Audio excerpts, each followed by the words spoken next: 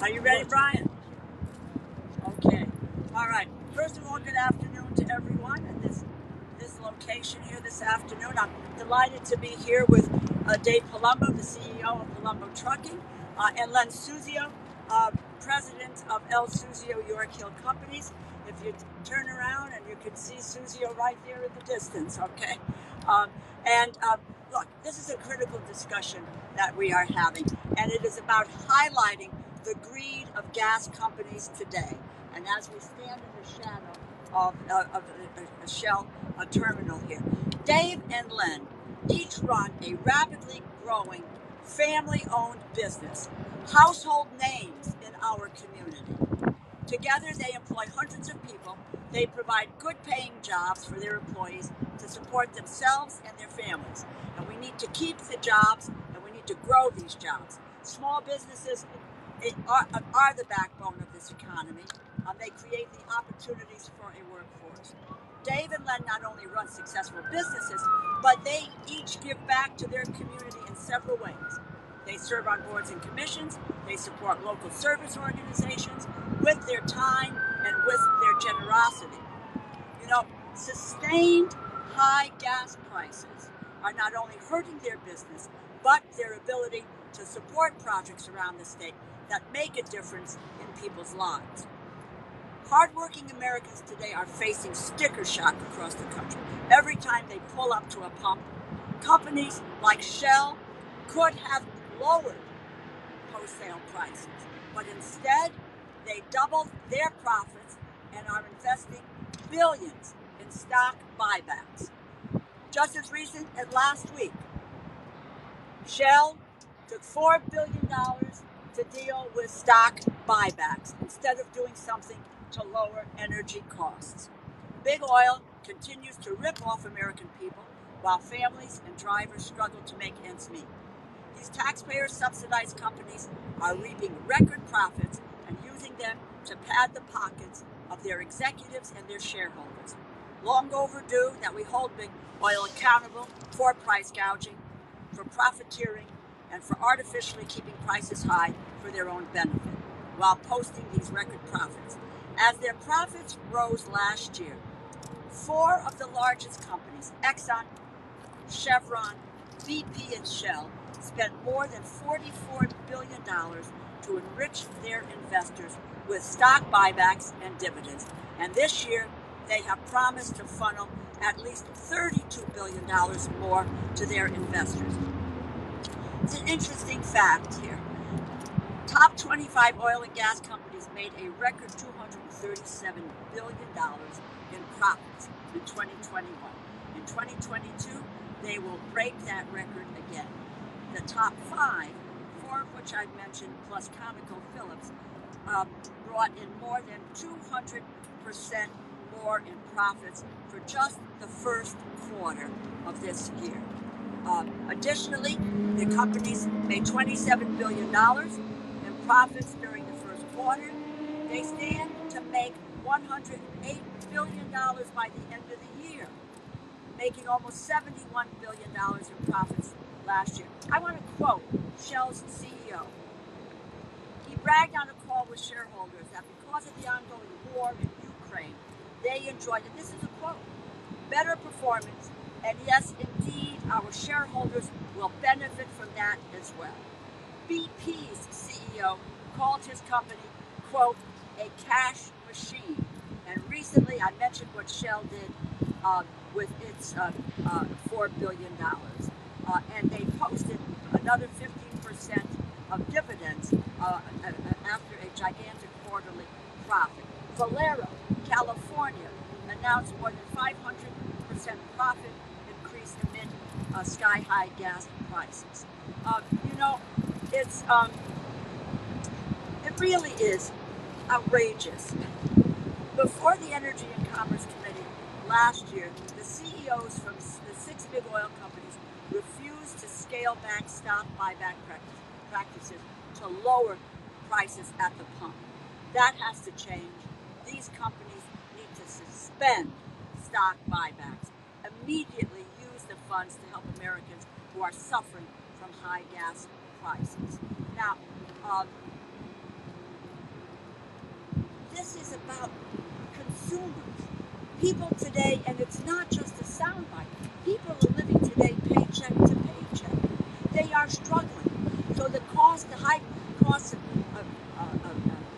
gas prices, home heating, oil costs, really is a daily assault on their lives. But I also think you want to, some would just say, well, they don't have, the permits, to be able to extract the oil. That is untrue, and I want to give you the exact information because they now have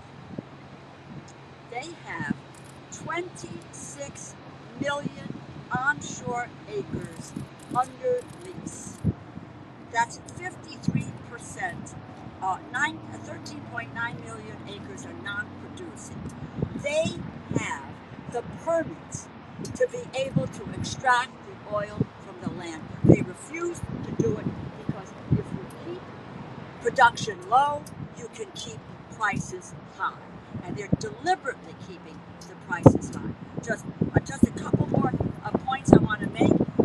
We had in the House, we passed the Consumer Fuel Price Gouging Prevention Act, which I'm proud to vote for. It empowers the Federal Trade Commission, the state's attorney generals, to stop price gouging on consumer fuels. It's critical legislation.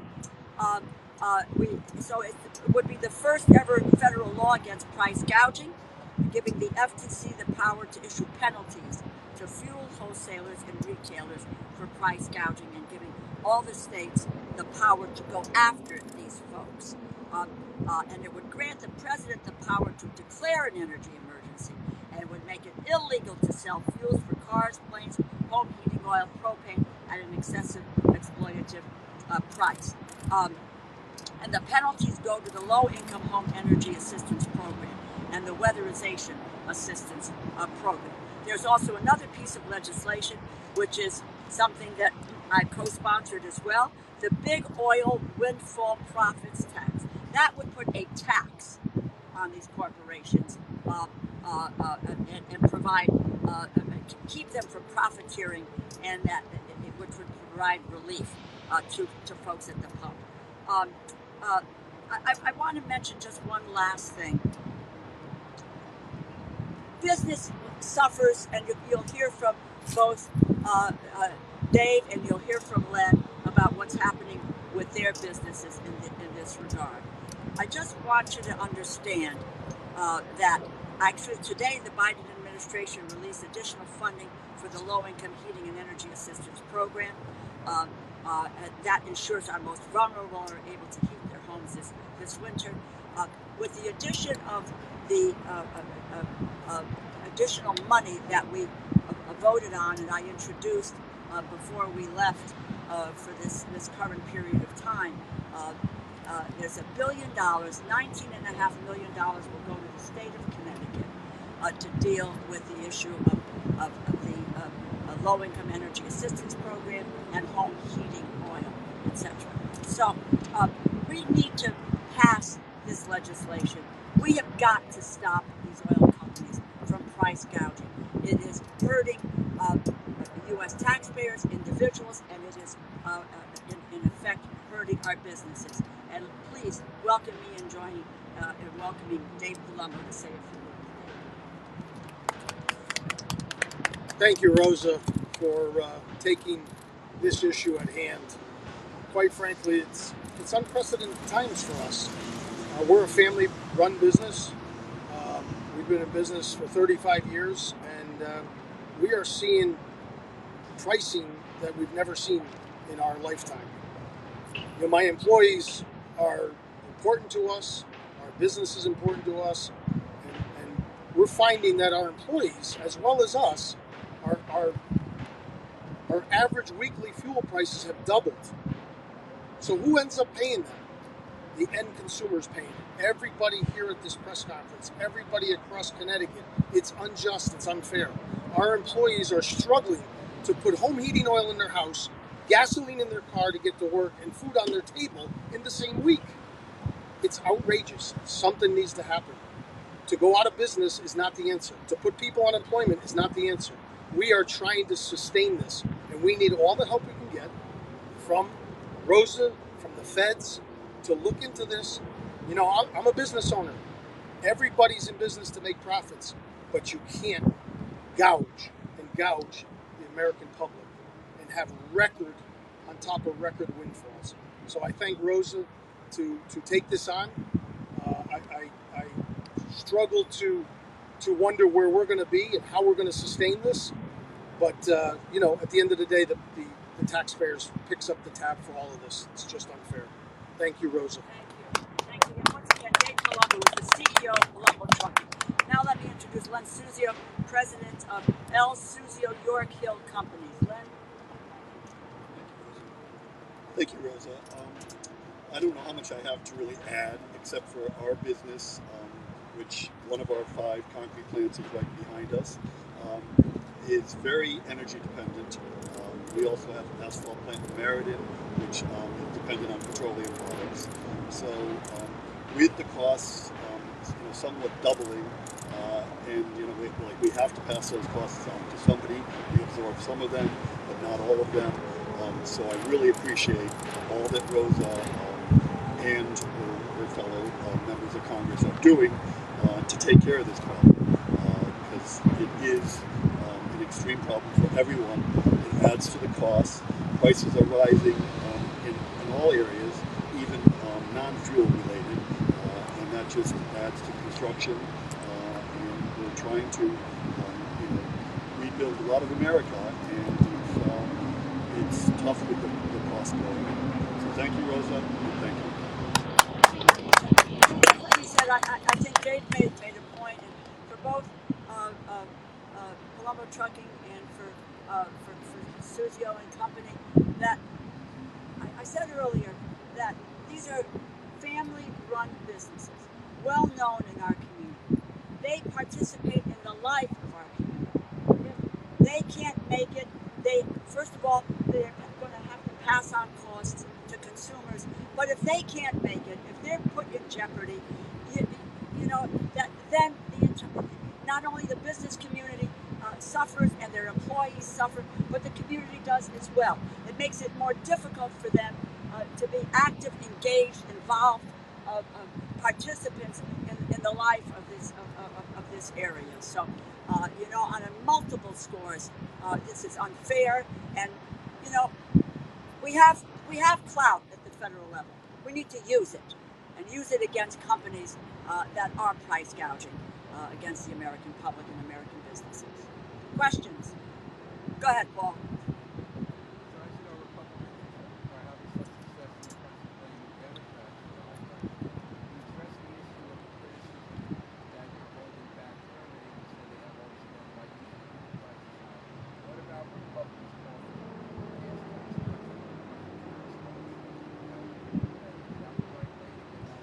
Well, you're looking. They have the ability. They have the ability right now, the companies, to do this. They don't need further tax cuts. Oh, you're talking about individuals, people, to work with that. Well, I think for me, the child tax credit has, one of the principal ways in which we have helped to put money back in people's pockets. And we have found an enormously successful program. Starting in last July, we lifted almost 50% of kids out of poverty, and the hunger rate in the United States declined by about 26%. And this tax cut is the biggest tax cut that families, working families, middle-income families, where we provided a lifetime, they have seen a tax cut in just about in a generation. And it worked, and what we need to do is to make sure that it continues and that it is expanded. And what I am committed to, at the end of the year, there normally are research and development tax credits which get extended for businesses. I am all for them. I am there, but I'm going to work, as hard as I can to make sure that anything that we do in that area with the R&D tax credits, again, which I support wholeheartedly, but that has to be coupled with about an extension and improved the child tax credit. We've also helped families at the same time with lowering the cost of health care overall. Premiums, health care premiums. You pay no more than 8% of your income for a health care premium. We got the first time in history where we are allowed to negotiate the price of prescription drugs. That is historical. We have never been able to, and the pharmaceutical industry, fought us tooth and nail, and we won that fight. So working to bring down the cost of prescription drugs, working to bring down the cost of energy, and we had a tax holiday here. You're looking at the Inflation Reduction Act, which is $369 billion, I believe, somewhere in there, to deal with energy and energy costs, rebates, and helping people to be able to cope with the high cost of energy today. As both Len and David pointed out, this stymies what they do, and that's the kind of thing that we have been doing. And for the first time, we have put a 15% tax on corporations. So there have been a number of things. I always start with the child tax credit because I believe that has had the strongest and largest impact on people's lives. But all of these other areas we have been working at as well. And so, quite frankly, sometimes it's a story that's not told.